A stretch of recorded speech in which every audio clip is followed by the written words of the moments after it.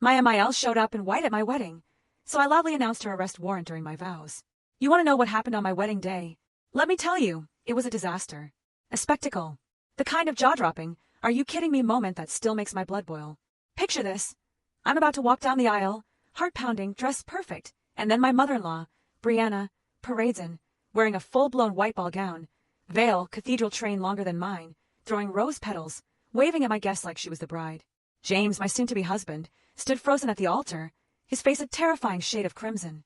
But the worst part, as she took her seat in the front row, she smirked at me, adjusting her ridiculous train to hog the entire space. That smirk, that was the final straw. See, this wasn't just some harmless bridal faux pas. This was her grand finale in a 6-month campaign to utterly destroy our wedding. She'd already called our venue pretending to be me, canceling our booking. She told the caterer we wanted to switch everything to foods I'm violently allergic to. She'd even sent out corrected invitations with completely wrong dates to half our guests. But James, bless his naive heart, kept insisting she was just struggling with him getting married. Standing there, watching her revel in her twisted performance, a cold, hard truth settled in my gut. This woman would never stop. Not unless I ended it. Right then. Right there. What James didn't know was that 3 weeks earlier, Detective Jason had contacted me. Brianna had been using my identity for 2 whole years. Opening credit cards, taking out loans, even filing tax returns in my name. They'd painstakingly built their case, and the plan was to arrest her after our honeymoon to avoid disrupting our special day. But looking at her in that damn white dress, basking in her cruelty, I knew disruption was exactly what we needed. So, when the officiant got to that classic line, "Does anyone object?" I swear, Brianna actually started to stand up, probably ready to launch into some fabricated drama. But I beat her to it. I raised my hand, and the entire church went silent. A murmur rippled through the crowd. James, my poor James, looked utterly panicked. I took a deep breath, my voice surprisingly steady. Actually, I have something to say. I looked directly at her. Brianna, would you please stand? She rose, still smirking, a triumphant glint in her eye. She probably thought I was going to congratulate her on her look, or something equally ridiculous. You look beautiful in white, I said, a dangerous calm in my voice. Is that what you're planning to wear to your arraignment? Her smile, it just froze. Her eyes went wide, and she whispered, "What?" Then I asked, a little louder, "Detective Jason, are you here?" And just like that, a man in the third row stood up. I'd invited him as a +1, blending him in. He pulled out his badge. "Brianna Henderson, you're under arrest for identity theft, wire fraud, and tax evasion." The room exploded. It was a cacophony of gasps, shouts, and shocked whispers. Brianna, in a split second, tried to run. But her ridiculously long train, the one she'd flaunted, caught on the chairs. She thrashed around, screaming, "She's setting me up. James, tell them she's lying." James stood there, still frozen, his face devoid of color. It was then, as she was being cuffed, that he finally managed to speak. "Mom, what did you do?" Her desperate, chilling reply echoed through the now stunned silence. "I did it for you. She's not good enough. I was protecting you." As the detective led her out, a surreal calm settled over me. But I wasn't done. Not yet. I turned back to the crowd. "Oh, there's more." I pulled out my phone and played a recording. Brianna's voice filled the venue, clear as day. "Get her drunk. Get her to your apartment. All you need is one compromising photo." James went utterly pale, his eyes wide with horror. And then, from the back, his father, Robert, stood up. His voice, usually so steady, was tight with rage. "I want a divorce, Brianna," he announced, his eyes fixed on the retreating figure of his wife. He then looked at me, a deep regret etched on his face. "I'm sorry I didn't protect you from her." He paused, then added, "Also, Brianna's been embezzling for my company for years. That's why Detective Jason is really here." A fresh wave of gasps swept through the guests. And then, James's Aunt Helen, tears streaming down her face, stood up. "I helped her," she wailed, "with the identity theft. Brianna promised me half." Another detective, another one I'd strategically invited, stood up. "Helen Jason, we need to talk." My maid of honor, bless her heart, grabbed the microphone. Her voice was trembling, but the sarcasm was sharp. "Anyone else have crimes to confess? Because apparently, this is what we're doing now." Then James's cousin, Viola, stood. "Brianna's been blackmailing me for 5 years. She has photos from when I was a stripper. Makes me pay monthly, or she'll send them to my husband's boss." 3 more relatives rose, each with their own Brianna crime stories. Embezzlement, blackmail, fraud. It was a full-blown crime ring, using family as both accomplices and victims. James turned to me, his voice barely a whisper. "You knew." "For 3 weeks," I confirmed, my gaze steady. "Why didn't you tell me?" he pleaded, his eyes searching mine. "I tried." I reminded him gently. "You said I was being dramatic." He looked around at the chaos, at his family being led away in handcuffs, then back at me, a profound sadness in his eyes. My entire family is going to prison. Not all of them, I said, a small, wry smile touching my lips. Your dad seems nice. And in that utterly insane moment, he laughed. A genuine, surprised laugh. Still want to marry me? He asked. There's one more thing. I took a deep breath, knowing this was another bombshell. I'm pregnant. 8 weeks. Your mother knew. She found the test when she broke into our apartment. That's why she escalated. The room went completely silent. James's eyes widened. She broke into our... He stopped, shook his head. Of course she did. He took my hands, his grip firm. I don't care if my family's going to prison. I love you. We're having a baby. Can we please get married before someone else gets arrested? Just as a sliver of hope, of normalcy, began to settle, a voice cut through the air. Wait! It was Brianna. Somehow, her voice coming through the detective's phone. She must have called from the police car. Check James's birth certificate. Check the date. 8 months after my wedding, not 9. Robert, James's dad, went rigid, his face paling. Brianna, don't. He's not your son, Robert. She shrieked through the phone, pure venom in her voice. You're sterile. You've always been sterile. I faked the fertility treatments. Used a sperm donor. Donor number 447 from Portland Cryobank. James, your real father is some medical student who needed beer money in 1997. I saved the receipts. Check my safe. The combination is your fake birthday, Robert. The detective quickly muted his phone. We'll need to process that as evidence, he mumbled. I looked at my fiancé. In a matter of minutes, he'd learned his entire parentage was a lie. His mother was a criminal mastermind. His father wasn't his biological father, and he was about to be a dad himself. So, I said, a little stunned myself. Want to skip the reception? James pulled me close, a desperate, determined look on his face. Vegas. Vegas, I agreed. We walked out together, leaving the absolute chaos behind us. As we reached the door, the officiant called out, Wait, you're not officially married. James and I looked at each other, then back at the absolute disaster that was once our wedding. Perfect, we said in unison and kept walking. We grabbed our bags, leaving a flurry of confused guests and a crime scene of a wedding venue behind us, and just ran for the airport. We didn't tell anyone where we were going. The flight to Vegas was mostly quiet, a strange, heavy silence. Neither of us knew what to say, what to feel, after everything that had just happened. James just stared out the window, lost in his own thoughts, while I kept checking my phone, watching the messages pile up from people at the wedding, a mix of shock, outrage, and frantic concern. By the time we landed, it was almost midnight. We were both physically exhausted, but also buzzing, wired from the sheer insanity of the day. We hailed a cab and told the driver to take us to the first chapel. He saw that was still open. The place had this massive neon sign, shaped like Elvis, that kept flickering on and off, casting a lurid glow on the street. Inside, it smelled distinctly of cheap perfume, and there was this guy, maybe 60 years old, wearing a terrible Elvis wig. He took one look at my wrinkled, mud-stained wedding dress and James's crooked tie, and just deadpanned, seeing weirder. And that's when I started laughing. Like, truly, deeply laughing, the kind that hurts your stomach but feels like a release. Here we were, in this utterly ridiculous, tacky chapel, after the most insane wedding disaster in history, and somehow it felt more real, more authentic, than the fancy venue we'd spent months planning. The Elvis impersonator, in character, handed us these cocktail napkins and told us to write our vows. James, ever the practical one, scribbled his first and passed it to me. His handwriting was messy, but the words were clear. He promised to face whatever came next with me, and to never let his family's mess destroy what we had. I wrote mine, promising to be honest, even when it was hard, and to build something better than what either of us had come from. We stood there, holding hands, as Elvis read some standard ceremony stuff from a laminated card. When he got to the part about objections, I actually flinched, a phantom fear of another bombshell. But this time, nobody was there to object.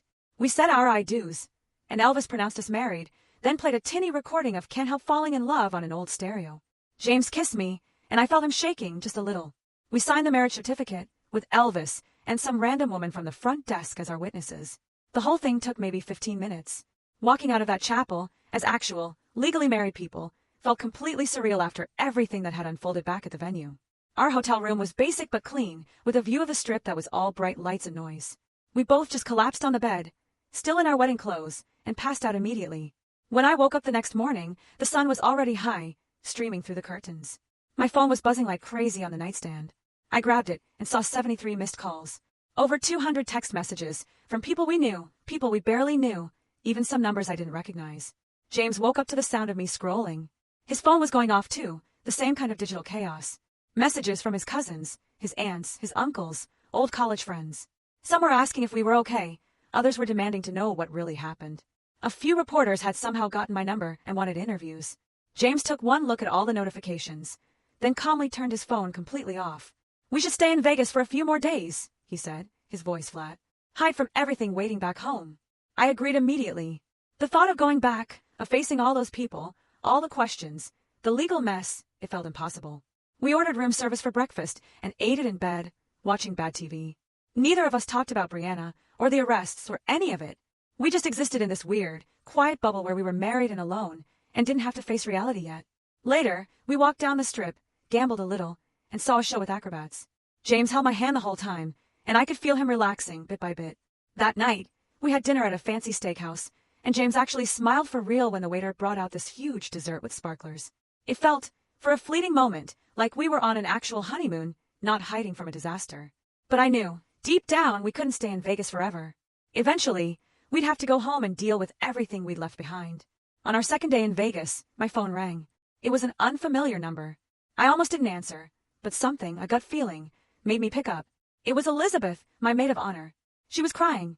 She said she'd been so worried that nobody knew where we'd gone. She sounded so relieved when I told her we were okay, that we were in Vegas. Then she started telling me what happened after we left the venue. Apparently, the whole place had descended into total chaos. Guests were splitting into groups, arguing about everything. Some were calling me a hero for exposing Brianna, for standing up for myself. Others were calling me vindictive and cruel for doing it so publicly at my own wedding. A few of James' relatives were threatening to sue me for emotional distress, or defamation, or something equally ridiculous. Elizabeth said she spent 2 hours trying to calm people down, but eventually, everyone just left, angry and confused. The venue staff had to call security because some guests were yelling at each other in the parking lot. She asked when we were coming home, and I told her honestly, I don't know yet. She said she understood and promised to keep people away from our apartment as much as she could. After we hung up, James asked what she said. I gave him the summary, and I watched his face tighten when I mentioned his relatives threatening to sue. He said his family always picked Brianna's side, no matter what she did. I reminded him that Robert didn't, and that mattered. James nodded, but I could tell he was thinking about all the relationships that were probably destroyed forever because of what happened. The third day in Vegas started quiet. We slept late and ordered breakfast in bed again. We were sitting by the hotel pool when James's phone rang. He turned it back on just to check messages, and immediately, Robert's name popped up. James stared at the screen for a long time before finally answering. I watched his face as he talked, and it cycled through about 10 different emotions in 4 minutes. The conversation was clearly awkward and painful from what I could hear. James mostly said yeah, and okay, and I understand. When he hung up, he was shaking. He told me Robert said he needed time to process everything, but he didn't want to lose James from his life. Robert said the paternity thing was a shock, and he felt utterly betrayed by Brianna, but James was still his son in all the ways that mattered. But then Robert also said he needed space to figure out his feelings and what their relationship would look like going forward. James said it felt like Robert was making their whole father-son relationship conditional on how fast he could get over being lied to for 30 years. I pulled James close, and he started crying right there by the pool. He kept saying he didn't know who he was anymore if Robert wasn't really his dad. I just held him and let him cry, and didn't try to fix it, because there was nothing I could say that would make this better. Some older couple at the pool kept staring at us, but I didn't care. After a while, James stopped crying, and we just sat there, holding each other. He finally said he wanted to go home, even though he was terrified of what was waiting. I told him we'd face it together, just like we promised in our cocktail napkin vows. We flew back 5 days after the wedding disaster. The flight home felt heavier than the one to Vegas, even though nothing had changed physically. When our cab pulled up to our apartment building, I saw them right away, the news vans. 3 of them, parked on the street, with reporters and camera people standing around, sipping coffee. James went pale when he saw them. Apparently, someone had leaked the whole story to the local media, and now they wanted interviews about the wedding day takedown and Brianna's crimes. One reporter spotted us getting out of the cab and started running over with her cameraman. James grabbed our bags, and we basically ran for the back entrance of the building. Our neighbor, who lives on the first floor, saw us struggling and opened his back door to let us in quickly. We thanked him, breathless, and rushed upstairs to our apartment. Inside felt safe, but also like a trap, because we knew those reporters weren't going anywhere. I peeked out the window and saw them still waiting on the street. James slumped onto the couch and said, "This is going to be our life now." I sat next to him and said it would die down eventually, once they found a bigger story, but honestly, I wasn't sure if that was true. The whole thing felt like it was getting bigger instead of smaller. My phone buzzed with another message from a reporter asking for comment. I blocked the number and added it to the growing list. 2 days after we got home, Detective Jason called my phone. He said he needed me to come to the police station to give a formal statement about Brianna's identity theft. He wanted to go through the whole timeline of when I found out and what I did with that information. I went down to the station that afternoon and spent 3 grueling hours in a small interview room, reliving every detail. The detective had me walk through how I first discovered the fake credit cards and the tax returns filed in my name. I explained about the loans Brianna took out using my social security number and how much debt she'd racked up. Then he asked about when I found out and why I waited 3 weeks to have her arrested. I told him about trying to tell James, and him not believing me. I explained my decision to coordinate the arrest at the wedding so it would be public and undeniable. The detective wrote everything down and recorded it, too. Then he asked about Brianna breaking into our apartment. I told him about coming home and finding things moved around, and then discovering my positive pregnancy test was missing from the bathroom trash. The detective's eyebrows went up at that. He said the break-in added another charge to Brianna's already long list. He asked if I had any proof she'd been in our apartment, and I remembered our building had security cameras in the hallways. He made a note to get that footage. By the time we finished, I was utterly exhausted from reliving everything. The detective thanked me and said the prosecutor would be in touch soon about the trial timeline. Walking out of the police station felt weird, like I was the one who'd done something wrong, even though I was the victim. James went to see a therapist that Elizabeth recommended the next week. She found someone who worked with family trauma and identity issues. James was nervous about it, but agreed to try. He came home from the first session looking completely drained. I made him dinner while he sat at the kitchen table, just staring at nothing. Finally, he started talking about what happened in the session. He said the therapist asked him to talk about his childhood and his relationship with Brianna. James said it was harder than he expected because he had to untangle 30 years of what he thought was normal from what was actually manipulation. He talked about how Brianna always made him feel guilty for wanting independence. How she'd cry and say he was abandoning her whenever he tried to make his own choices. How she'd turn his relatives against anyone she saw as a threat. The therapist apparently said these were classic narcissist control tactics.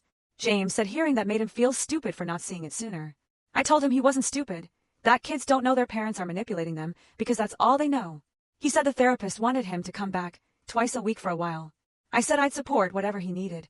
That night, James couldn't sleep, and I found him at 2 a.m. looking at old family photos on his laptop.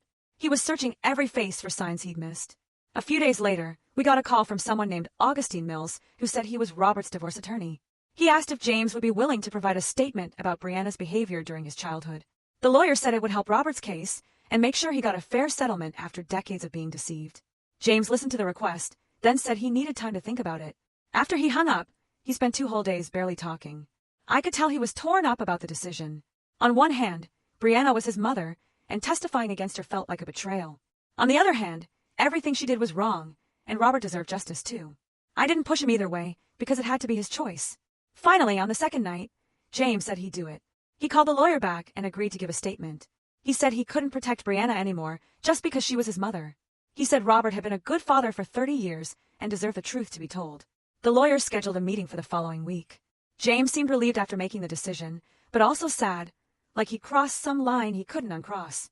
I had my first prenatal appointment the next Tuesday with a doctor named Lina Curry that Elizabeth had recommended. The office was nice and calm, which felt good after all the chaos. Lina was maybe 50, with kind eyes and this warm smile. She asked me basic questions about my health history, and then asked gently about my stress levels. I tried to say I was fine, but then I just started crying right there in her office. Everything came pouring out, about Brianna and the arrests, and James's identity crisis, and the media circus. Lina handed me tissues and waited until I calmed down. Then, she said she was going to be honest with me about something. She said stress at my level was dangerous for the baby, and I needed to find ways to reduce it or there could be complications. She did an ultrasound and showed me the baby on the screen. She said I was 10 weeks along now and everything looked healthy, but I needed to take care of myself. Seeing the little blob on the screen made everything feel more real and more scary. I admitted to her that I was terrified of becoming a mother while dealing with this family implosion. She said those feelings were valid and normal. She gave me some resources for prenatal counseling and made me promise to come back in 2 weeks. Walking out of her office, I felt overwhelmed, but also somehow relieved that someone medical was watching out for me and the baby. That same week, Helen called James from jail. She was using her one phone call, and she was crying and begging him to help her. She wanted James to convince me to drop the charges, or at least speak on her behalf to the prosecutor. She kept saying she was sorry, and that Brianna had manipulated her, too. James listened for a minute, and then his face got hard. He told Helen he couldn't help her. He said she made her choices when she helped Brianna steal from me, and now she had to face the results of those choices. Helen started screaming at him through the phone. She said the family would never forgive us for destroying everyone's lives. She said we were selfish and vindictive, and that we'd regret this. James told her she was the one who should have regrets. And then he hung up. His hands were shaking after the call ended. I asked if he was okay, and he said no, but he would be. He said he was done being manipulated by people who claimed to love him but only wanted to use him. That night, we ordered pizza and watched a movie, and tried to pretend we were just a normal couple expecting their first baby. But we both knew normal was something we might never get back. 2 days after we got back from Vegas, a thick envelope showed up in our mailbox. I pulled it out and saw a law firm's return address, some fancy office in the financial district with multiple partner names. Inside was a letter on expensive paper, the kind that feels heavy and important. Brianna's lawyer wanted to meet with us about a potential plea deal. He wrote that his client was willing to accept responsibility for some charges if we would be willing to show leniency in our victim impact statements. The letter said Brianna could avoid the longest prison sentence with our cooperation, that the prosecutor would take our wishes into account. I read it twice, feeling my stomach turn over. James came home from his therapy appointment and found me sitting at the kitchen table, staring at the letter. He picked it up and read it slowly, his lips moving slightly with the words. Then he read it again, then a third time. His face stayed completely blank, that careful, neutral expression he'd been wearing a lot lately. He set the letter down and looked at me with red eyes. What do you want to do? I didn't have an answer. Part of me wanted Brianna locked up forever for what she'd done to us, but another part of me knew James was already torn up enough without me pushing for maximum punishment against his mother. We sat there in silence for probably 10 minutes, just looking at the letter between us on the table. Saturday morning, I woke up to someone knocking hard on our apartment door. James was still asleep next to me, and I checked my phone to see it was barely 8 in the morning. I pulled on a robe and went to the door, looking through the peephole. Robert stood in the hallway, holding 2 coffee cups from the shop downstairs. He looked terrible. His hair was messy, his eyes had dark circles under them, and his shirt was wrinkled like he'd slept in it. I opened the door, and he gave me this apologetic smile. I'm sorry for showing up like this. I should have called first. James heard voices and came out of the bedroom in his pajama pants, squinting at the light. Robert held up the coffee cups like a peace offering. We all ended up at our kitchen table, the 3 of us, drinking coffee in this uncomfortable silence that felt thick enough to touch. Robert kept opening his mouth like he wanted to say something, then closing it again. James stared at his coffee cup. I felt like I should leave them alone, but also didn't want to abandon James if this went badly. Finally, Robert cleared his throat. I've been thinking about your first steps, he began, his voice a little hoarse. You were 10 months old, and you pulled yourself up using the coffee table. Brianna screamed for me to come watch, and I ran in from the other room with the video camera. You took 3 steps toward me, and then fell on your butt and laughed. James's eyes got wet, but he didn't say anything. Your first word was ball. Not mama or dada, just ball. You were obsessed with this red rubber ball, and you'd point at it and yell ball, over and over until someone threw it for you. Robert's voice cracked a little. First day of school, you cried and held onto my leg, and I had to pry your fingers off so the teacher could take you to your classroom. I sat in my car in the parking lot for 20 minutes afterward, because I was crying too. James started crying for real now, tears running down his face. Robert was crying, too, wiping his eyes with his hand. None of those memories feel less real now, Robert choked out. Not a single one. You're my son. I chose you every single day, and I'd choose you again. James stood up so fast his chair scraped loud against the floor. Robert stood up, too, and they just grabbed each other in this tight hug, both of them shaking and crying. I got up and went to the bedroom to give them privacy, closing the door and sitting on the bed, listening to them talk in low voices for the next hour. Elizabeth came over the following Tuesday to help me deal with the wedding gifts. Despite everything that happened at the ceremony, people had actually shipped us presents. Boxes kept arriving with registry cards and congratulations notes, like nothing weird had happened at all. We sat on the living room floor, surrounded by packages, and Elizabeth started opening them while I wrote thank you notes. She pulled out a set of matching towels with our initials embroidered on them, and we both just started laughing. It was this dark, slightly hysterical laughter, because my mother-in-law was sitting in jail, and here we were opening towel sets. This is so messed up, Elizabeth said, holding up a blender. People send us kitchen appliances while watching multiple arrests happen at our wedding. We kept opening boxes, serving dishes, picture frames, a fancy coffee maker, sheet sets, normal wedding gifts for the least normal wedding in history. Elizabeth got quiet after a while, and then asked if I regretted how I handled everything. I thought about it while folding tissue paper. I don't regret exposing Brianna, I finally said. She was destroying our lives, and she wasn't going to stop. But I didn't fully think through what it would do to James. I knew it would be hard for him, but I didn't really understand how completely it would wreck his sense of who he is. Elizabeth nodded and kept unpacking boxes. Sometimes there are no good choices, she mused, only necessary ones. That felt true in a way that made my chest hurt. The prosecutor's office called and asked me to come in for a meeting. The prosecutor assigned to Brianna's case turned out to be this sharp woman named Rosamond Dean. She had short gray hair and these intense eyes that made me feel like she could see right through any lie. We sat in her office, and she laid out folders full of evidence on her desk. Bank statements, credit applications, tax returns, all with my information, but Brianna's handwriting. Rosamond explained that Brianna's crimes were big enough that even with a plea deal, she was looking at real prison time. Years, not months. She asked if I was prepared for what a trial would mean. Media attention, reporters following us around, my name and story all over the news. She asked specifically about my pregnancy and whether I understood the impact stress could have. I sat there realizing I hadn't really thought through the next 6 months. I was 11 weeks pregnant, and Brianna's trial could go on for months. Cameras in the courtroom, my face on television, strangers on the internet picking apart every detail of our lives. Rosamond watched me process this, and her expression got a little softer. "You don't have to decide anything today," she said gently, "but you need to think about whether you can handle a long, public trial while you're pregnant. Some victims choose to let the prosecution handle everything without their direct involvement." I left her office feeling overwhelmed and scared in a new way. James's cousin, Viola, sent me a message asking if we could meet for coffee. I almost said no, because I was tired of dealing with his family, but something about her message felt genuine. We met at a cafe near my office, and she looked nervous, stirring her coffee over and over without drinking it. She apologized for not standing up to Brianna sooner. She explained that Brianna had been blackmailing her for 5 years, ever since Brianna found out about her past as a stripper. Monthly payments, or Brianna would send the photos to Viola's husband's boss, to their church, to their kids' school. Viola started crying right there in the cafe, talking about how trapped and ashamed she'd felt. She said my public exposure of Brianna at the wedding had freed her from years of manipulation. Other family members were coming forward now, too. People who'd been too scared to report Brianna before. Viola grabbed my hand across the table. "Thank you," she whispered, tears in her eyes. "I know that sounds weird after everything, but thank you." I drove home thinking about how my decision to expose Brianna had consequences I never planned for. Some good, some terrible, all of them rippling out in ways I couldn't control. Rosamond Dean called 3 days later while I was making dinner. I answered on speaker, and her voice filled our kitchen with news I wasn't ready to hear. Brianna had rejected the plea offer. She wanted a trial. She was claiming she'd done everything to protect James from me, that I was the real criminal who'd manipulated everyone. Rosamond explained what a trial meant. Months of court dates, media cameras outside the courthouse, reporters following us to work, to the grocery store, showing up at our apartment. James would probably have to testify against his mother, take the stand and answer questions about his childhood while Brianna sat there watching. I looked at James and watched the color drain from his face. His hand gripped the counter, so hard his knuckles went white. Rosamond kept talking about jury selection and witness lists and discovery motions, but I could barely focus because James looked like he might throw up. She finished explaining the timeline and asked if we had questions. James cleared his throat twice before managing to speak. He said he'd do whatever was needed to hold Brianna accountable. His voice shook, but he got the words out. After we hung up, he went to the bathroom, and I heard him getting sick.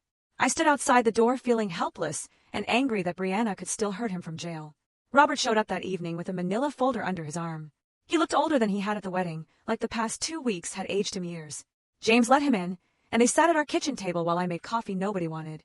Robert opened the folder and spread papers across the table: divorce filing, restraining order application, financial disclosure forms. He explained he needed legal protection from someone who deceived him for 30 years. James picked up the restraining order request and read through it slowly.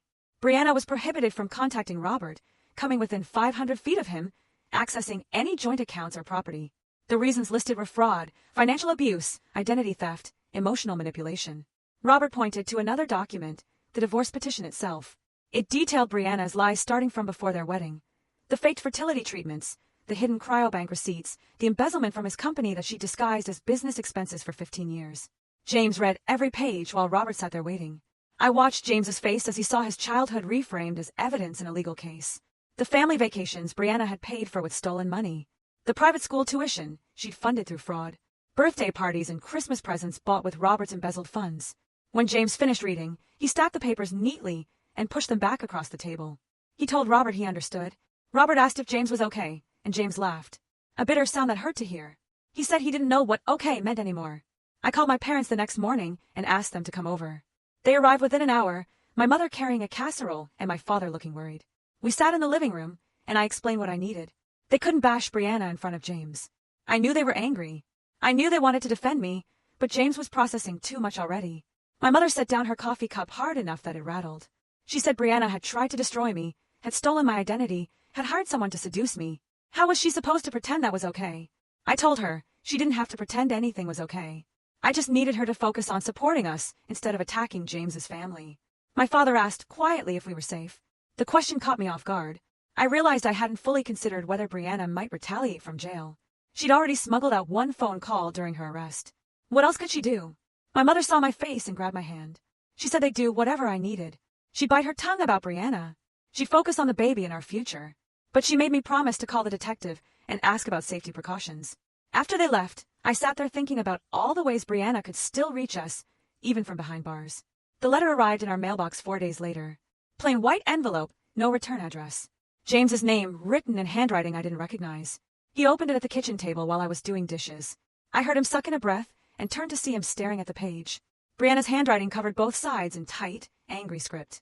Another inmate must have mailed it for her. James read it once, his face getting paler with each line. Then he stood up and carried it to the sink. He turned on the burner and held the letter over the flame until it caught. We watched it burn, black ash curling and falling into the sink. The smoke alarm started beeping, and I opened a window while James ran water over the remains. He said he was done being manipulated by her words. She'd written that she'd done everything out of love, that I'd poisoned his mind against her, that he'd regret choosing me over his mother. The same guilt trips she'd used his whole life, just written down instead of spoken. I asked if he wanted to talk about it. He shook his head and said talking about it gave her power. He'd read it once, burned it, and now it was gone. But his hands shook while he scrubbed the ash from the sink. At 14 weeks pregnant, I woke up at 3 in the morning with cramping. I lay there for a minute, trying to convince myself it was normal, just my body adjusting. Then I felt wetness and turned on the light to see blood on the sheets. I shook James awake, and his eyes went wide when he saw. We dressed in 30 seconds and drove to the hospital with him gripping the steering wheel so hard I thought it might break. The emergency room was bright and cold and empty at that hour. A nurse took my vitals and got me into a room while James paced outside. Lina showed up 20 minutes later in jeans and a sweatshirt, her hair in a messy bun. She'd been asleep when the hospital called, but came immediately. She set up the ultrasound machine and squeezed gel on my stomach. The screen flickered to life, and I held my breath, waiting to see if our baby was still alive.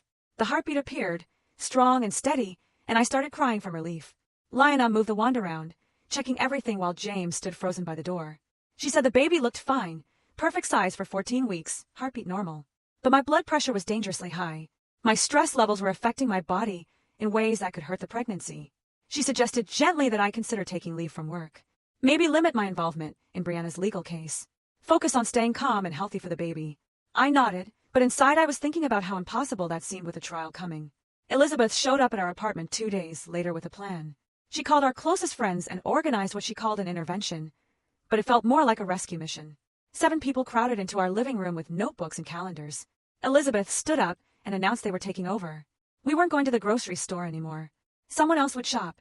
We weren't cooking. They had a meal rotation schedule. We weren't running errands or dealing with media or handling anything that wasn't absolutely necessary. They created a system to shield us from the chaos. My coworker volunteered to pick up anything I needed from the office. James's friend from college said he'd handle our mail and screen it for anything from Brianna.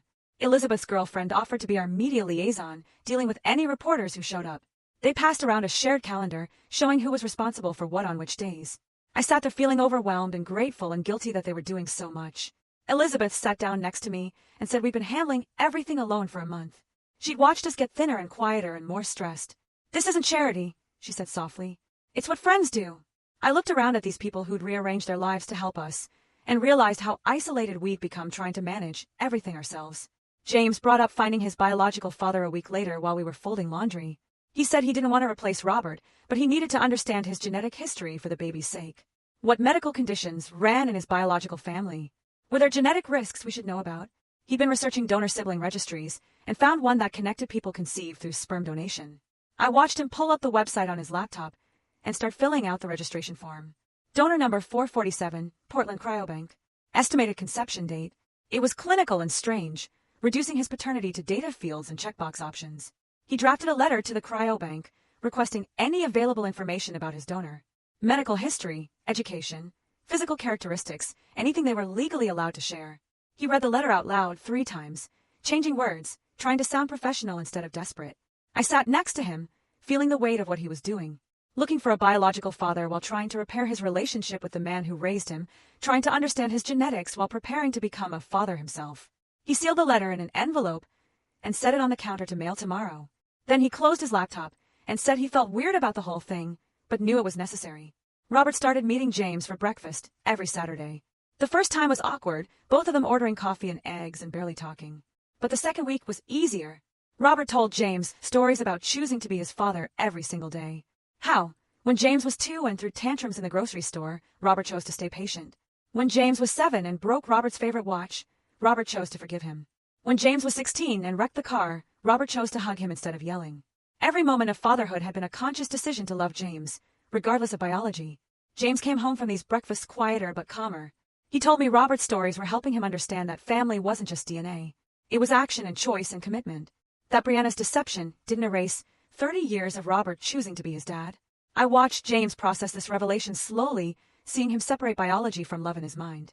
He said the breakfasts were becoming the best part of his week. Rossman called to schedule my deposition, and I spent 2 days in a conference room answering questions. Brianna's defense attorney was a sharp woman in an expensive suit who made every question sound like an accusation. She asked about the timeline of when I learned about the identity theft, why I waited 3 weeks to expose Brianna, why I chose to do it at the wedding instead of privately.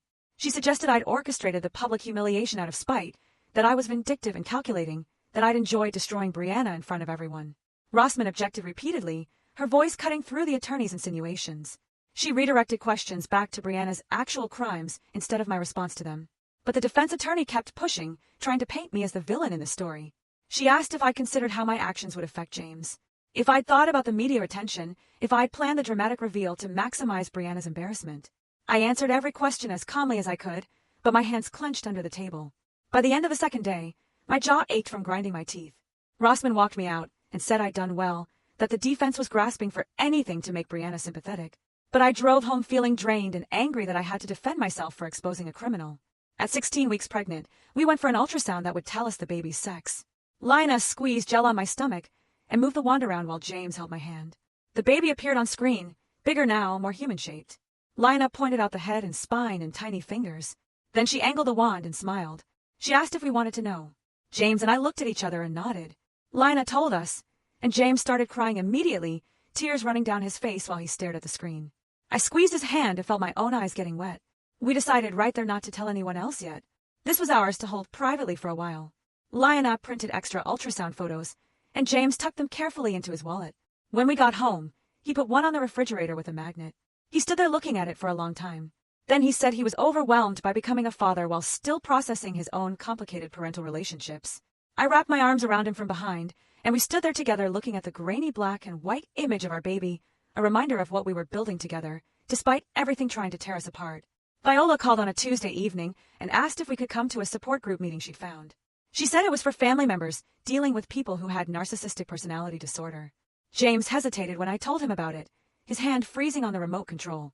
He asked if we really needed that, if therapy wasn't enough already. I reminded him that his therapist had mentioned support groups might help. He stared at the TV for a long minute before nodding and saying he'd try it once.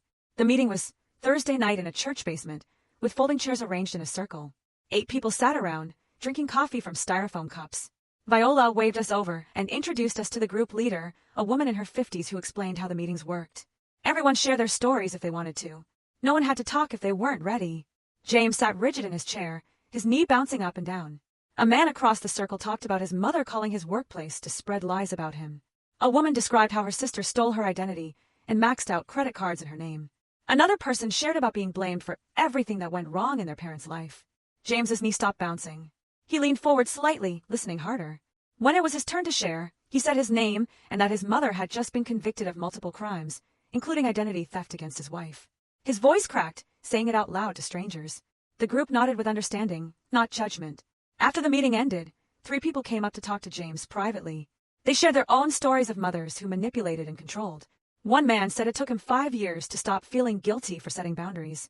James drove us home in silence, his hands tight on the steering wheel. When we got to our apartment, he collapsed on the couch and said he felt exhausted, like he'd run a marathon. I sat next to him, and he put his head on my shoulder. He said it helped knowing other people understood the confusion and guilt, that he wasn't crazy for feeling torn between anger and sadness, that other people had survived this and built normal lives afterward. Rossman called the next week with news about Brianna's trial date. It was set for 3 months away, which she said was actually fast, given how backed up the court system was. I did the math in my head while she talked. 3 months meant I'd be 28 weeks pregnant when I testified. Very pregnant. Visibly, obviously pregnant, standing in front of a jury, talking about my mother-in-law's crimes. I thanked Rossman and hung up, then immediately called Lina's office to ask about the physical demands of testifying while that pregnant. The nurse said she'd have Lina call me back. Lina called during her lunch break and asked how long I'd potentially be on the stand. I told her probably a full day, maybe 2 days depending on cross-examination. She went quiet for a moment before saying that was a lot of sitting and stress at that stage of pregnancy. She asked about my blood pressure, which had been slightly elevated at my last appointment. I admitted the stress wasn't helping. She said she'd write a letter to the court if needed, but trials rarely got postponed for witnesses. That evening, James and I talked about whether to ask Rossman if the trial could be delayed. He pointed out that Brianna would stay in jail longer if we delayed, which felt like its own kind of justice, but I worried about my health and the baby's health. We called Rossman and asked about the possibility of postponement. She sighed and said the court schedule was packed for months. Any delay would likely push the trial into next year, which meant Brianna's lawyer would file motion after motion, trying to get evidence thrown out. It meant more months of legal limbo and stress. She said the choice was ours, but recommended moving forward as scheduled. James looked at me, and I looked at my small bump, and we both knew we didn't want this dragging into next year. I told Rossman we'd stick with the current trial date. She said she'd make sure I had breaks during testimony and could sit instead of stand. That she'd work with the judge to minimize the physical strain. After we hung up, James put his hand on my stomach and said he was sorry I had to go through this while pregnant. I told him it wasn't his fault, but we both knew that didn't make it easier. Robert called James on Saturday morning, asking for help with something. He said he'd sold the house and bought a condo closer to our apartment. He wanted James to come see it and help set up a room. James agreed, and we drove over that afternoon. The condo was smaller than the house, but brighter, with big windows and clean white walls. Robert had barely unpacked, boxes stacked everywhere. He led us to a second bedroom and said he wanted to make it a nursery for when the baby visited. James stopped in the doorway, his eyes getting wet. Robert had already bought a crib, still in its box, and several cans of paint in soft colors. He asked what color we thought would work best. I suggested a light green that would work for any baby. Robert nodded and opened the paint cans while James stood there trying not to cry. We spent the afternoon painting, covering the walls in smooth green strokes. Robert told stories about painting James's nursery 30 years ago. How Brianna had insisted on a specific shade of blue and made him repaint it 3 times. How she controlled every detail of their lives even then. James asked if Robert had noticed the control back then, or if it seemed normal. Robert said it seemed normal at the time because it was all he knew, that looking back now, he could see the patterns clearly. We finished the first coat and started assembling the crib, following instructions that made no sense. Robert and James argued good-naturedly about which piece went where. They laughed when they had to take apart a section they'd put together wrong. By evening, the room looked almost finished, just needing a second coat of paint. Robert ordered pizza, and we ate sitting on his living room floor, surrounded by boxes. He asked about baby names and nursery plans for our apartment. James talked about the furniture we picked out and the mobile Elizabeth had bought us. Robert listened and smiled, looking more relaxed than I'd seen him since the wedding. When we left, Robert hugged James and said he was glad they were building new memories in a space Brianna had never touched. James cried in the car on the way home, but this time they were good tears. The letter from Portland Cryobank arrived on a Wednesday. James brought in the mail and froze when he saw the return address. He sat at the kitchen table and stared at the envelope for 10 minutes before opening it. I made tea and sat across from him waiting. He finally tore it open and pulled out a single page. His eyes scanned the text, and his face went blank. The letter contained limited information about donor number 447, a medical student in 1997, 24 years old at the time of donation. 6 feet tall, brown hair, blue eyes, blood type O positive, no major health conditions. That was it. James read the page 3 times, his finger tracing the lines. He said it felt wrong, reducing his biological father to a list of physical traits and medical facts, like ordering from a catalog instead of learning about a real person. I asked if it helped at all to have the information. He said he didn't know yet. He took the letter to the living room and sat on the couch staring at it. I left him alone, knowing he needed space to process. An hour later, I found him still sitting there, the letter on his lap. He said he kept trying to picture this person, this medical student who needed money, whether he looked like James, whether they had similar interests or personalities, whether the man ever thought about the children he'd helped create. I sat next to him, and he leaned against me. He said the clinical description made it harder somehow, not easier, that he'd hoped for something more personal, some detail that would make his biological father feel real. Instead, he had height and hair color and nothing else. He folded the letter carefully and put it in his desk drawer, said he needed time before deciding what to do with the information, whether to try finding the man or just let it be a list of facts in a drawer. I told him there was no rush, that he could take all the time he needed to figure out what he wanted. Helen's trial ended when I was 18 weeks pregnant. My bump now impossible to hide under regular clothes. James got a notification that the sentencing hearing was happening that afternoon. We debated whether to watch the video stream, but ultimately decided we needed to see it. Helen accepted a plea deal that included 2 years in prison and payments to reimburse me for the identity theft damages. The judge asked if she wanted to make a statement before sentencing. Helen stood up, her hand shaking, and said she was sorry, that she'd let Brianna manipulate her into crimes she knew were wrong, that she'd been weak and greedy and had hurt innocent people. She looked directly at the camera and apologized specifically to me and James for her role in everything. Said she understood if we never forgave her, but wanted us to know she regretted her choices. The judge sentenced her, and court adjourned. James closed the laptop and sat back in his chair. I asked how he felt, and he said he didn't know, that he expected to feel angry or sad or something, but instead he felt nothing, just empty. That worried him more than if he'd had a strong reaction. His therapist later told him that numbness was normal after months of emotional overload, that his brain was protecting itself from more pain. But James said it felt wrong to watch his aunt go to prison and feel nothing at all. Like Brianna had broken something inside him that used to work. I reminded him that healing wasn't linear, that feelings would come back when he was ready. He nodded but didn't look convinced. Elizabeth organized a baby shower for me when I was 19 weeks along. Keeping it small and private, just 6 close friends who'd supported us through everything. She decorated her apartment with simple streamers and balloons. Nothing over the top. We played silly games, guessing baby food flavors and measuring my belly with toilet paper. Everyone laughed when someone guessed I was twice as big as I actually was. We ate cake and opened gifts, tiny clothes and soft blankets and practical things like bottles and diapers. For 3 hours, I got to feel like a normal pregnant woman excited about her baby. Not someone preparing to testify against her criminal mother-in-law. Not someone whose wedding had ended in multiple arrests. Just a woman having her first baby, surrounded by friends who cared. Elizabeth had invited James to join for the last hour. He showed up with flowers and helped open gifts, his eyes getting wet when he pulled out a tiny pair of shoes. He held them in his palm and said he couldn't believe something so small would fit a real person soon. That our baby would wear these and take first steps in them. Elizabeth's girlfriend took photos of us holding up baby clothes, laughing at the tiny sizes. James opened a gift bag and found a onesie that said, "Worth the wait," and he started crying for real. He said he couldn't believe something good was coming from this nightmare year. That after everything with Brianna and the arrests and the trial, we were still getting this perfect thing, our baby, our family. I hugged him and told him we'd survive the worst part, that everything from here would be better. The other guests wiped their eyes, and someone suggested more cake. We spent the rest of the evening eating and talking about baby names and nursery colors, normal conversations about normal things. When everyone left, James and I packed up the gifts and drove home.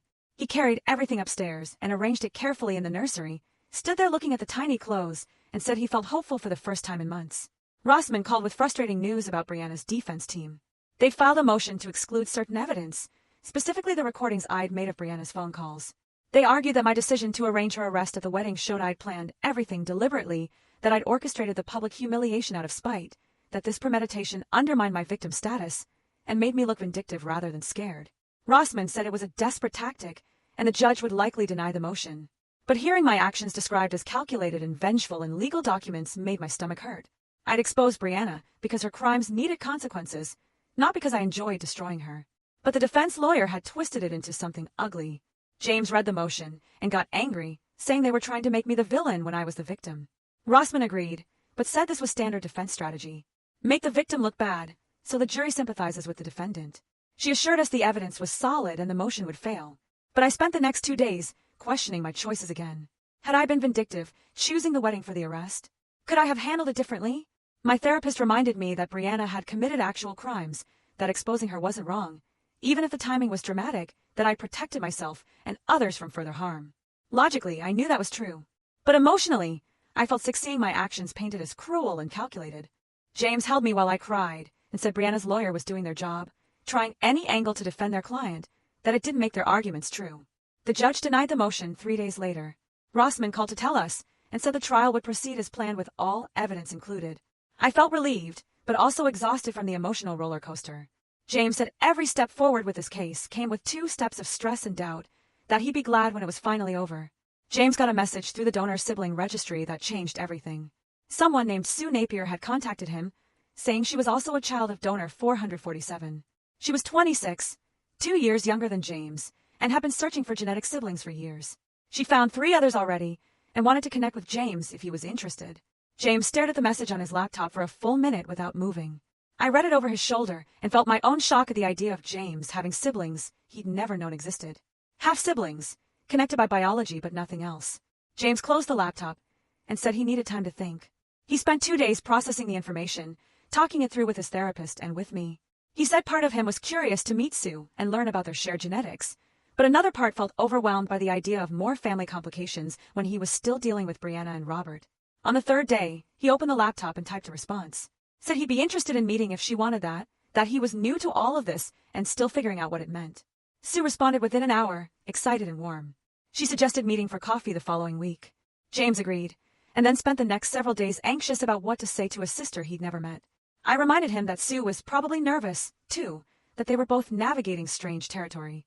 The night before the meeting, James barely slept, staring at the ceiling, wondering what Sue would be like, whether they'd have anything in common beyond genetics, whether meeting her would make him feel more connected or more lost. At 20 weeks pregnant, we went for the anatomy scan that would check the baby's development in detail. Lina squeezed cold gel on my now obvious bump and moved the ultrasound wand around. The baby appeared on screen, so much bigger than last time. Lina pointed out tiny fingers and toes, each one visible and perfect. She showed us the 4 chambers of the heart, all working exactly right. The curve of the spine, the shape of the skull, the kidneys and stomach, everything developing perfectly. James held my hand and watched the screen with wet eyes. Lina asked if we wanted photos and printed out 6 different images. James took them carefully, like they were made of glass. On the drive home, he kept looking at the photos on his lap. When we got to our apartment, he put one on the refrigerator with a magnet. He stood there staring at it. Then he said quietly that he was scared of messing this up, of passing on his family's problems to our baby, of being a bad father because he didn't know how to be a good one. I wrapped my arms around him from behind and told him that being afraid of repeating patterns meant he was already breaking them. That awareness was the first step, that he'd spent months in therapy working through Brianna's manipulations specifically so he wouldn't repeat it. He turned around and hugged me tight, his hand on my bump. Said he wanted to be the kind of father Robert had been to him, present and loving and honest. Not perfect, but trying. I told him that was exactly the kind of father our baby needed. We stood there holding each other in front of the refrigerator, looking at the ultrasound photo of our tiny, perfect baby who would be here in 4 months. Robert and James had their first real fight since the paternity revelation on a Sunday afternoon. They were at Robert's condo finishing the nursery when James mentioned he'd been contacted by a half-sister through the donor registry. Robert went quiet and asked if James planned to meet her. James said yes. He wanted to understand his genetic background. Robert asked if James was planning to find donor 447 too. James said maybe, eventually, if the man was willing. Robert's face changed, anger flashing across it. He asked if James was trying to replace him. James said no. That wasn't what this was about. Robert said it felt like replacement, that James was looking for a real father to replace the fake one. James got angry then, too, saying Robert had no right to be upset when he'd never questioned Brianna's lies, that Robert had let Brianna deceive him for 30 years without ever pushing back. Robert said that wasn't fair, that Brianna had been a master manipulator. James said Robert should have protected him better, should have seen through her lies sooner. They yelled at each other in the half-finished nursery, both saying things they didn't mean. Finally, Robert sat down hard on the floor and said he was scared, that he'd spent 30 years being James's father, and now he was terrified of losing that. James sat down next to him and said he was scared too. That meeting Sue didn't mean Robert mattered less.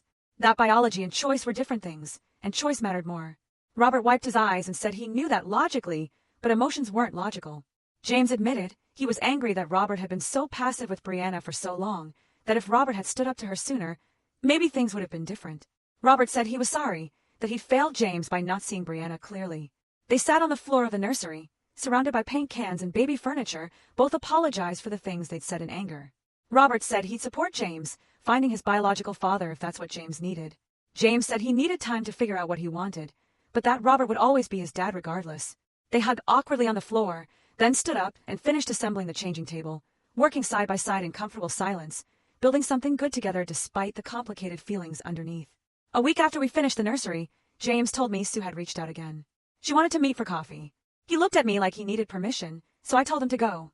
He left the apartment fidgety, and came back 3 hours later looking lighter than I'd seen him in months. Sue was a graphic designer, he said. Funny and easy to talk to. They discovered they both drummed their fingers in the same pattern when thinking. Both ordered coffee with too much sugar. Both had this habit of tilting their heads the same way when listening. James sat on our couch describing these tiny similarities like they were miracles. He said it felt weird to have instant connection with a stranger while every conversation with Robert required so much work. I understood what he meant, but it made me sad for Robert. Biology gave James and Sue common ground without effort. Choice meant Robert had to fight for every inch of their relationship now. Brianna's trial started on a Tuesday morning 3 weeks later. I was 22 weeks pregnant. My belly obvious enough that strangers asked when I was due. James and I arrived at the courthouse early to avoid the cameras, but media vans already lined the street. Detective Jason met us at a side entrance and walked us through security. The courtroom filled up fast.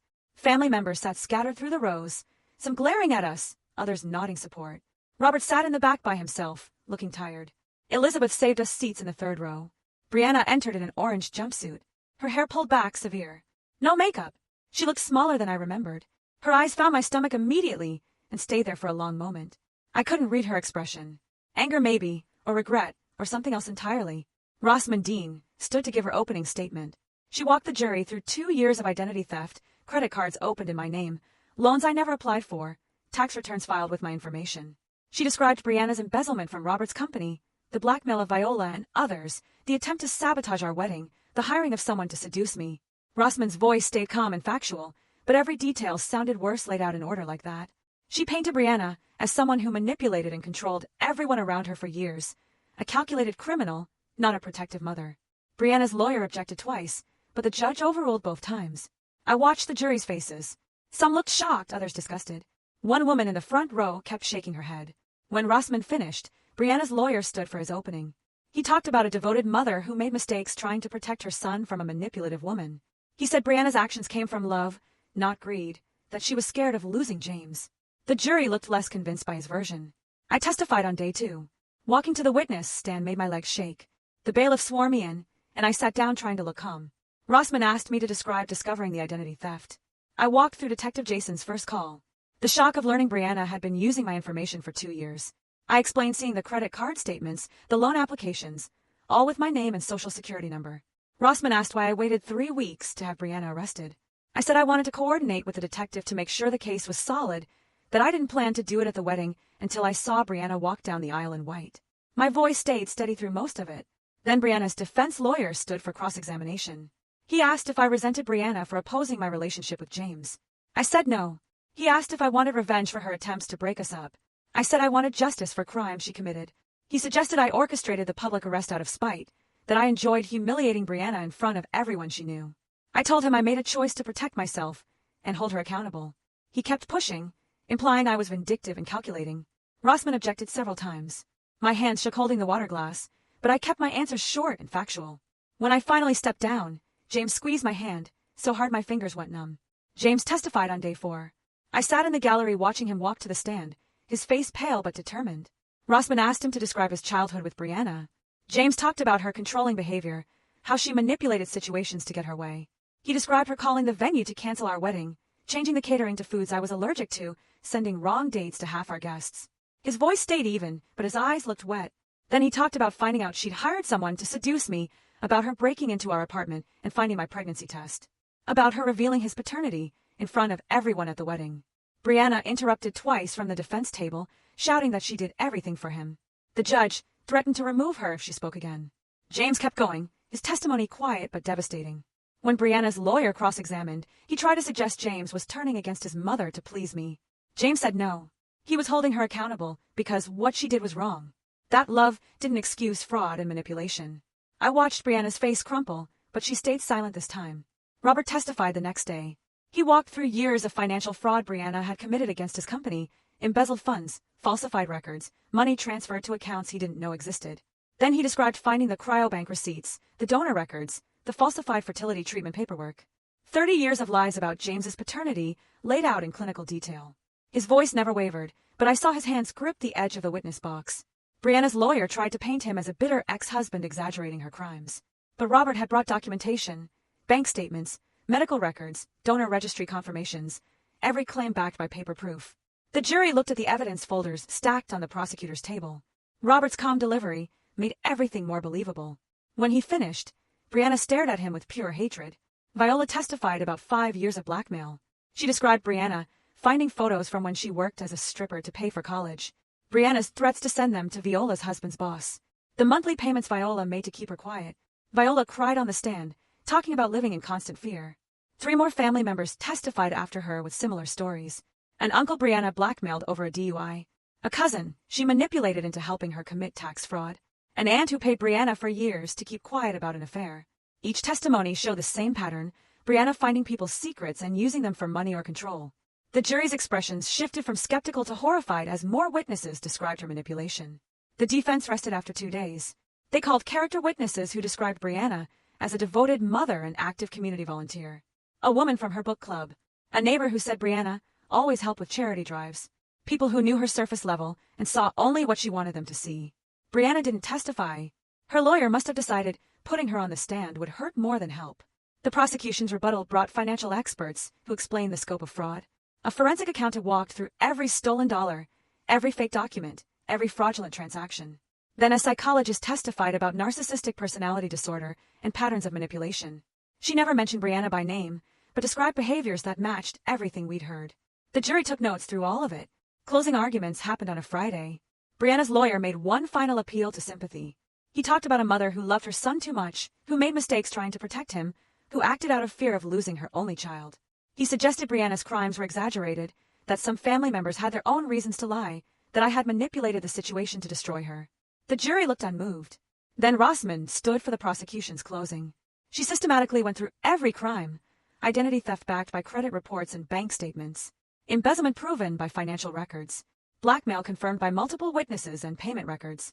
Tax fraud documented by the IRS. She pointed out that love doesn't explain stealing someone's identity for 2 years. That protection doesn't require hiring someone to seduce your son's fiancé. That fear doesn't justify blackmailing family members. Her voice stayed calm, but every word landed hard. The jury went out to deliberate at 2 in the afternoon. We waited in a conference room the prosecutor's office let us use. James paced. Robert sat staring at nothing. Elizabeth brought coffee. Nobody drank. 6 hours later, the bailiff called us back. The jury had reached a verdict. The courtroom felt smaller when we filed back in. Brianna was already seated at the defense table, her face blank. The jury foreman stood when the judge asked if they'd reached a verdict. Guilty on count 1, identity theft. Guilty on count 2, wire fraud. Guilty on count 3, tax evasion. Guilty on count 4, embezzlement. Guilty on every single count. The courtroom erupted. Some family members cheered. Others burst into tears. Brianna sat frozen, her face white. James gripped my hand so tight I felt my bones shift. I looked back and saw Robert in the last row with tears running down his face. The judge banged her gavel, calling for order. She scheduled sentencing for 2 weeks later. Brianna's lawyer requested bail pending sentencing. The judge denied it.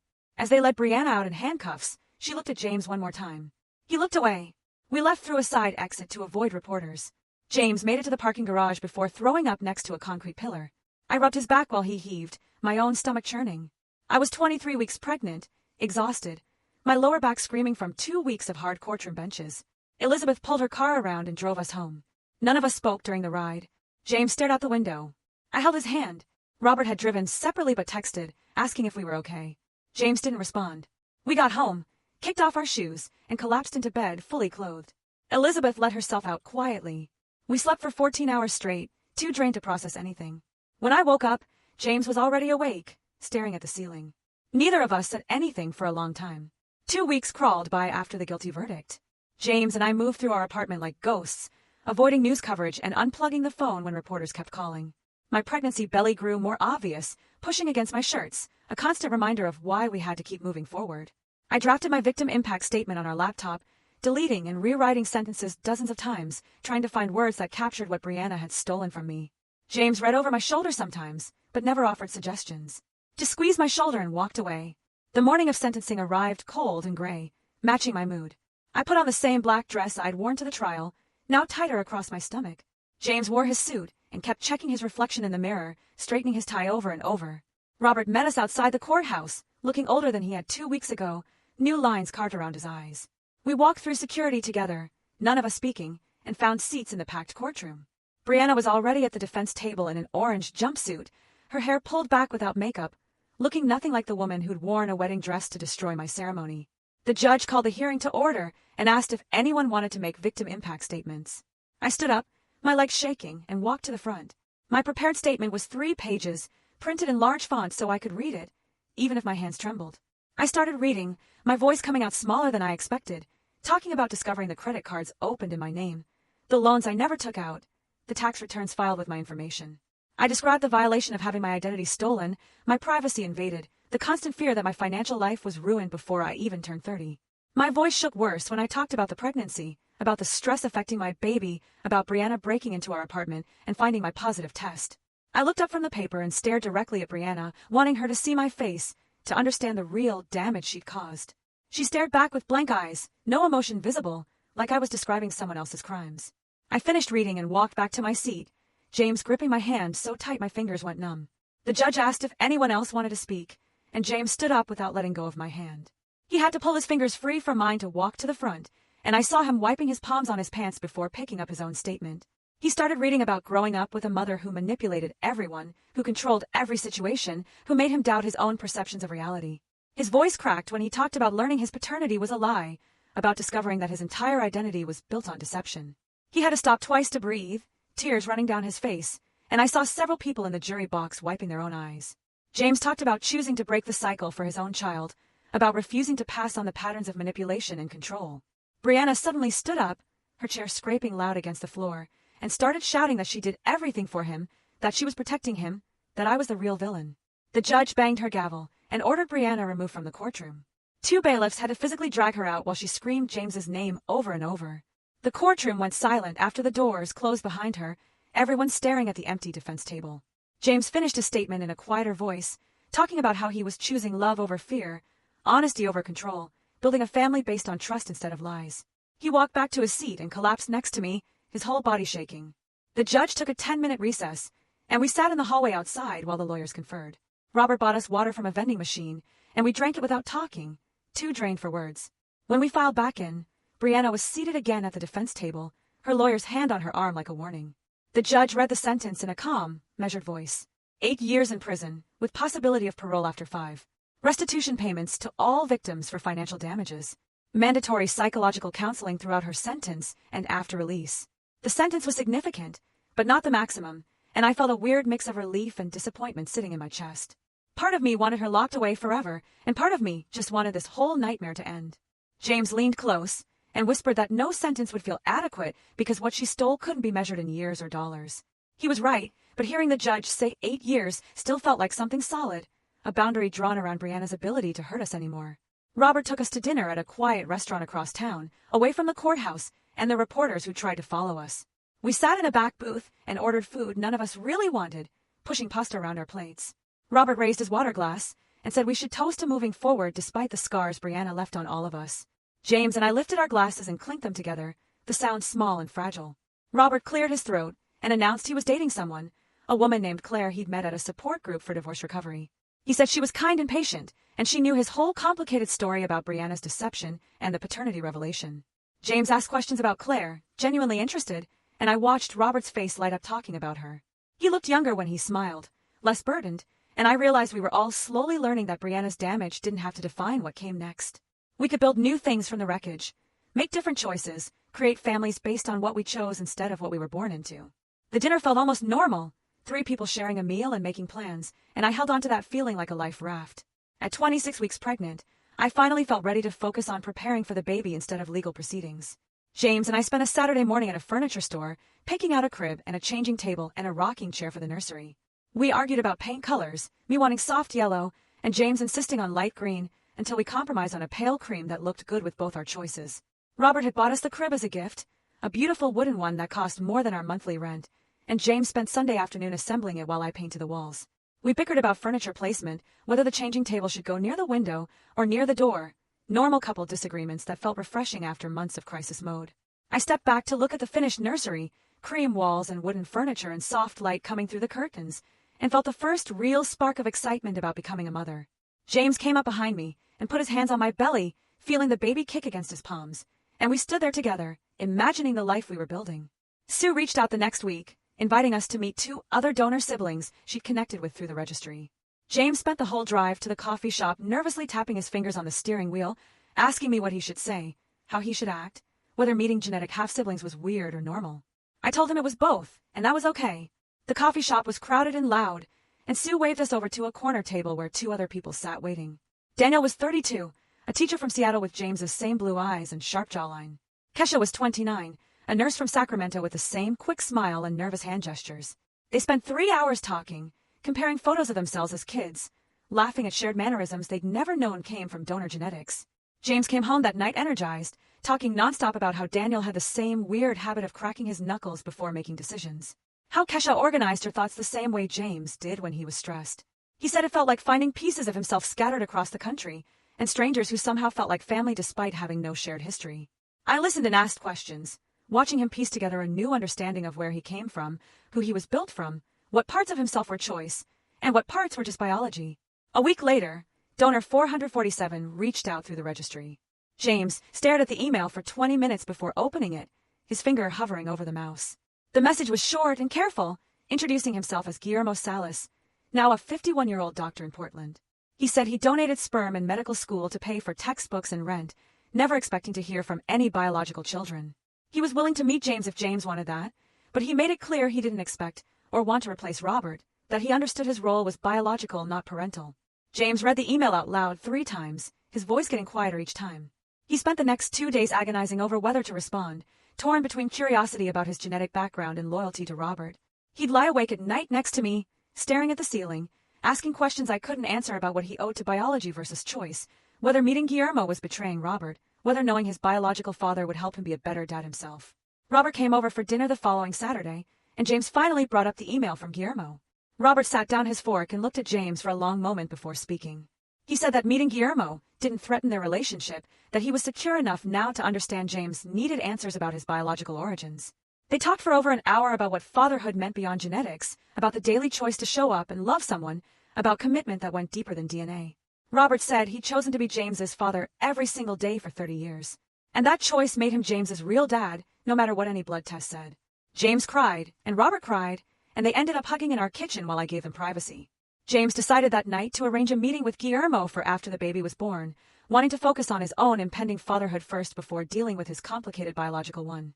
At 28 weeks pregnant, we started childbirth classes at the hospital where I deliver. The classroom was full of other expectant couples, all of us awkward and nervous, sitting on yoga mats while an instructor demonstrated breathing techniques. James practiced the breathing with me, his hand on my lower back, learning how to support me during labor. Being surrounded by other pregnant women made our situation feel almost normal for the first time in months, like we were just another couple preparing for a baby instead of people recovering from a family implosion. The instructor asked everyone to share their support system, and James talked about Robert and Elizabeth and our friends who carried us through this nightmare year. His voice was full of genuine gratitude, and I realized we built something strong from the broken pieces, a chosen family that showed up when biology failed us. 2 days later, a letter arrived from Brianna. James held the envelope for a full minute before opening it, checking the return address twice like he didn't trust what he was seeing. The letter inside was 3 pages long, handwritten in Brianna's neat script. I read over his shoulder while he read it out loud. For the first time, it actually sounded like a real apology instead of manipulation. Brianna acknowledged what she'd done, took responsibility for her crimes without making excuses, and said she was in therapy working on understanding her behavior. She wrote about recognizing her need for control, her fear of losing James, her inability to see him as a separate person with his own life. James read it twice, his face skeptical, and I could see him trying to figure out if this was another manipulation or genuine growth. He called his therapist that afternoon and read the letter over the phone, asking if narcissists could actually change. The therapist said people could change and growth was possible, even for narcissists who hit rock bottom, but that James should be cautious and take his time deciding how to respond. James folded the letter and put it in his desk drawer, saying he'd think about it after the baby was born, after he had space to process whether Brianna's words matched any future actions. The check arrived on a Tuesday morning, a plain white envelope with a state seal in the corner. James opened it at the kitchen table while I poured coffee, and we both stared at the number printed on the cashier's check. $63,000. The final payment from Brianna's seized assets. After the court processed everything and took their fees, it covered most of the identity theft damages, about half our legal bills, and represented 2 years of Brianna's crimes reduced to a dollar amount that felt both huge and completely inadequate. James turned the check over in his hands like he couldn't believe it was real, like Brianna might somehow reach out from prison and snatch it back. I sat down across from him, my belly pressing against the table edge at 29 weeks pregnant, and watched him process what this money meant. He folded the check carefully and slid it back into the envelope, then looked at me with an expression I couldn't quite read. "We should put it toward the baby's college fund," he said quietly. "Take what Brianna stole and turn it into something good for her grandchild, someone she might never meet if we decide she doesn't get to be part of our daughter's life." I nodded, feeling the weight of that decision hanging over us, knowing we had years to figure out whether Brianna's prison therapy was genuine or just another manipulation. We deposited the check that afternoon, watching the bank teller process the transaction, and I felt one chapter of this nightmare finally close, even though so many others remained open. At 30 weeks pregnant, I couldn't see my feet anymore, and getting out of bed required a strategic rolling maneuver that James found both adorable and concerning. He transformed into the most attentive, slightly annoying version of himself, researching every pregnancy symptom I mentioned and presenting solutions before I finished describing the problem. My back aches meant he bought 3 different pregnancy pillows and rearranged our bed nightly, trying to find the perfect configuration. My swollen ankles sent him down internet rabbit holes about circulation and elevation techniques. He baby-proofed our apartment twice, the second time catching hazards he'd missed in the first sweep, installing cabinet locks and outlet covers and corner guards on furniture. Our baby wouldn't be mobile enough to reach for at least a year. The hospital bag sat packed by the front door 6 weeks early, organized with color-coded labels and a printed checklist he consulted daily to make sure nothing was missing. Elizabeth came over one evening and found James measuring the distance between our bed and the bassinet, calculator in hand, explaining optimal positioning for nighttime feeding efficiency. She laughed until she had to sit down, then asked if he'd also calculated the precise angle for diaper changes. James blushed but admitted he thought about it, and Elizabeth told him he was going to be an anxious dad, which wasn't necessarily bad, but maybe he could dial it back about 10%. He sat on the couch looking sheepish, and I squeezed his hand, telling him I appreciated the care, even when it veered into obsessive territory. That night in bed, he put his hand on my belly and admitted he was terrified. That every pregnancy book he read listed 100 things that could go wrong. That becoming a father while still processing his own complicated parentage felt overwhelming. I turned to face him in the darkness, feeling our daughter kick against his palm, and said being scared meant he cared. That terror and excitement weren't opposites, but 2 sides of the same overwhelming love. Robert called on a Sunday morning asking if he could stop by, and when he arrived, he looked nervous in a way I'd never seen before. He sat in our living room making small talk about the weather in our apartment, about anything except what he actually came to say, until James finally asked him directly what was going on. Robert took a breath and asked if he could be in the delivery room when the baby was born. If James thought that would be okay, if I would be comfortable with him there for such an intimate moment. James said yes immediately, his face lighting up, not even glancing at me for input or agreement. I felt a flash of annoyance that he'd made that decision without consulting me, that he'd invited someone into the delivery room like it was his choice alone when I'd be the one actually giving birth. Robert must have seen something in my expression, because he quickly added that he understood if I preferred to keep it just me and James, that he didn't want to intrude on something so personal. I sat there feeling both emotions at once, irritated at James for his assumption, but also touched by how much he wanted Robert included in this milestone. How he was actively choosing the father who'd raised him over the biological stranger who'd contributed genetics. After a long moment, I said that Robert could be there, that I actually wanted him there along with Elizabeth, that we'd create our support team from the people who'd chosen to love us through this nightmare year rather than the family we'd been born into. Robert's eyes got wet, and he thanked me quietly, and James reached over to squeeze both our hands, building his chosen family one decision at a time. James met Guillermo for coffee when I was 32 weeks pregnant. Too uncomfortable to join them, but curious about how it would go. He left the apartment nervous, checking his reflection 3 times and asking if he should have worn something different, like meeting his biological father required a specific outfit. I told him Guillermo had already seen his photo through the registry, that what he wore didn't matter, but I understood the anxiety of trying to make a good first impression on someone who was technically responsible for half your DNA. James came home 3 hours later looking thoughtful and slightly disappointed in a way he seemed reluctant to explain. Guillermo was kind, he told me, a pediatrician now with 2 kids of his own from his marriage. Curious about James's life and medical history, and genuinely interested in answering questions. They shared some physical similarities, the same nose shape and hand gestures, small genetic echoes that felt both meaningful and completely insufficient. But there was no instant connection, no sense of recognition or belonging, no feeling that the stranger was secretly the father James had been missing his whole life. Guillermo asked intelligent questions and shared relevant information about genetic health history, but it felt more like a productive medical consultation than a father-son reunion. James sat on our couch looking at photos Guillermo had shared of his kids, James's genetic half-siblings, and said it was good to meet him and understand his biological background, good to have answers about where certain traits came from, and what health issues to watch for. But Robert was his father in every way that actually mattered, in the daily choices and constant presence and unconditional love that had nothing to do with biology. I curled up next to him, my belly pressed against his side, and told him that understanding that difference was exactly what would make him a good father to our daughter. Viola invited us to a family gathering at her house 2 weeks later, a dinner for everyone who'd supported us through Brianna's trial and chosen accountability over blind loyalty. James was nervous about seeing extended family after everything that had happened, worried about awkward conversations and people taking sides, but I convinced him we needed to start rebuilding connections with the relatives who'd stood by us. We arrived to find Viola's house full of people, maybe 15 family members who'd either testified against Brianna or publicly supported the prosecution. All of them navigating the same complicated feelings about turning against one of their own. Viola hugged us both at the door and thanked me again for having the courage to expose Brianna, saying my public confrontation had freed multiple people from years of manipulation and fear. We shared a meal around her dining table, passing dishes and telling stories that carefully avoided mentioning Brianna directly. Everyone working hard to create normal family interaction from the broken pieces she'd left behind. James's uncle shared a funny story about James as a toddler, and his cousin reminisced about family vacations before Brianna's control became suffocating, and slowly the conversation relaxed into genuine warmth. I watched James laugh at a story about his childhood and realized we were building something here, a family structure based on choice and mutual support rather than obligation and fear. After dinner, Viola stood and proposed a toast to new beginnings and breaking cycles, to choosing honesty over loyalty to people who'd hurt us, to building the family we deserved rather than accepting the one we'd been given. Everyone raised their glasses and I felt tears on my face. 33 weeks pregnant and surrounded by people who'd chosen to love us through the absolute worst year of our lives. At 34 weeks, my blood pressure spiked during a routine appointment, and Lina put me on modified bed rest immediately. The stress from the past months has caught up with your body, she explained. And continuing to push through could risk both your health and the baby's. James took family leave from work that same day, not even waiting to process paperwork properly, just telling his boss he was done until after the baby arrived. He transformed our bedroom into a comfortable nest, moving the TV in and setting up a little table for meals, and organizing everything I might need within arm's reach. We spent long days watching movies and talking about baby names, testing out different options, and imagining our daughter's personality based on nothing but hope and fear.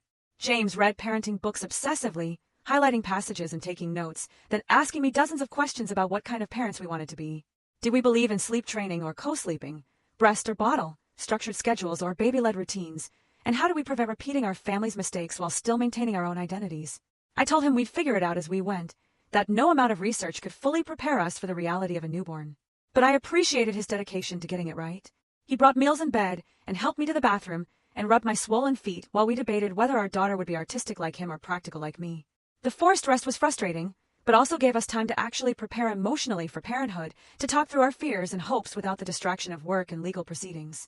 Robert came over one afternoon, carrying a cardboard box he'd saved from the house before selling it. James's childhood belongings he couldn't bear to throw away. They spent hours on our living room floor sorting through photos and report cards and art projects.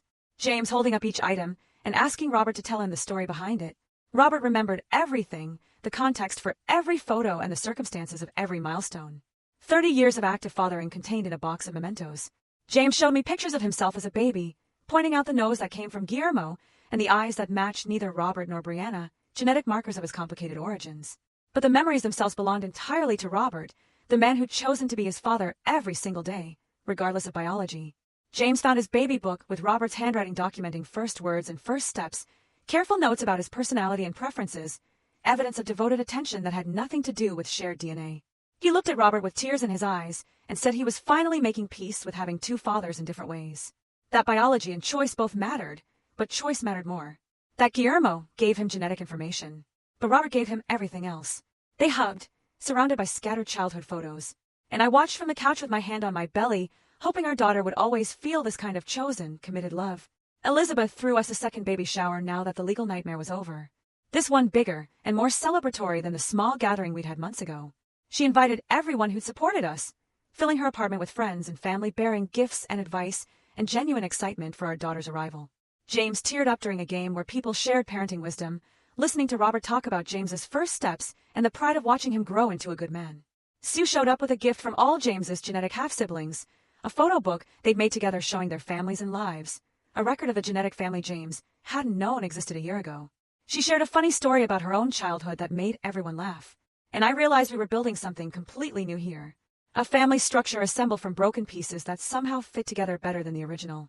People brought tiny clothes and practical supplies and books they'd loved reading to their own children. Each gift representing someone's faith in our ability to be good parents despite the chaos we'd survived. I sat in Elizabeth's living room surrounded by wrapped packages and people who'd chosen to love us. 36 weeks pregnant and finally believing we might actually be ready for this. I went into labor at 38 weeks, 3 in the morning, my water breaking with enough force to soak through the sheets. James woke up panicking beautifully, running in 3 different directions before actually accomplishing anything useful, asking me questions I couldn't answer between contractions. He grabbed his phone and wallet, but forgot the hospital bag sitting by the front door, loaded me into the car, and drove 5 miles toward his office instead of the hospital before I managed to gasp out that he was going the wrong direction. Elizabeth met us in the hospital parking lot, having anticipated James's panic and driven over with the forgotten hospital bag and calm reassurance that everything would be okay. Robert arrived 20 minutes later with coffee and snacks and the steady presence of someone who'd been through this before, even if not biologically. The labor was long and difficult, contractions that felt like my body was trying to turn itself inside out, hours of pain and exhaustion, and James holding my hand while I squeezed hard enough to leave marks. But I was surrounded by people who'd chosen to love us through the worst year of our lives. Robert on one side and Elizabeth on the other, and James right in front of me. And that made every contraction more bearable, knowing I wasn't alone in this. Our daughter arrived at 3:47 in the morning, healthy and screaming with impressive lung capacity. And James cut the cord with shaking hands while crying so hard he could barely see what he was doing. Robert took photos with tears streaming down his face, documenting the moment his chosen son became a father. And Elizabeth held my hand, telling me I was amazing, while I felt completely destroyed and more powerful than I'd ever been. The nurse placed our daughter on my chest, warm and wet and furious about being born, and James leaned in close, touching her tiny fingers with wonder in his eyes. We named her Lina Viola, after the doctor who'd supported me through the pregnancy, and the cousin who'd found courage to break free from Brianna's control, giving our daughter a name that honored the women who'd helped us survive. James held her carefully, terrified he'd do something wrong, and whispered promises about being the father she deserved, about breaking cycles and choosing love and never making her feel like she had to earn his affection. Robert stood behind him with his hand on James's shoulder. 3 generations of chosen family in one room, and I watched them through exhausted tears, knowing we'd built something good from the absolute wreckage of the worst wedding day in history. The next morning, I woke to find James already awake, standing beside the plastic hospital bassinet where Lina slept. He lifted her carefully, supporting her tiny head the way the nurses had shown him, and settled into the chair by the window. Morning light caught the tears on his face as he looked down at her. This perfect, small person who just entered his complicated world. He started talking to her in a voice so quiet I almost couldn't hear, telling her about the grandmother she might never meet, the woman in prison who'd stolen and manipulated and destroyed so much.